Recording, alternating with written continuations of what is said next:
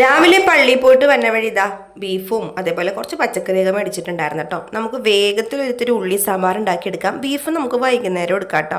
അപ്പോൾ അതാ സാമ്പാറിനുള്ള പരിപ്പ് വേഗം ഞാൻ പാത്രത്തിലേക്ക് കുക്കറിലേക്ക് ആക്കി അടുപ്പത്തേക്ക് വെക്കുകയാണ്. കട്ടൻ ചായക്കുള്ള വെള്ളം അവിടെ വെച്ചിട്ടുണ്ട് കേട്ടോ. പരിപ്പ് പൊടിച്ച് ടിന്നിലൊന്നും ആക്കിയിട്ടില്ല. പലചരക്ക് സാധനങ്ങൾ മേടിച്ചത് കവറിലിരിക്കണുള്ളതൊക്കെ ടിന്നിലേക്ക് ആക്കി വെക്കണം.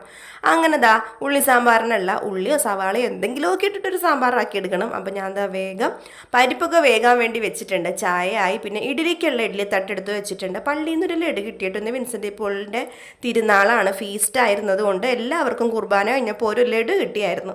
അപ്പോൾ അതാ ഞാനും ചേട്ടനും കൂടെ ഇത് കഴിക്കാൻ വേണ്ടി പോവാണ്. അപ്പോൾ കട്ടൻ ചായ ലഡു നല്ല കോമ്പിനേഷൻ ആണല്ലോ. അപ്പോൾ വേഗം ഇഡ്ഡലിയൊക്കെ അടപ്പത്താക്കിയിട്ട് ഞാൻ എന്താ ആ ലഡു നേർ പകുതിയാക്കി എടുത്തു കേട്ടോ.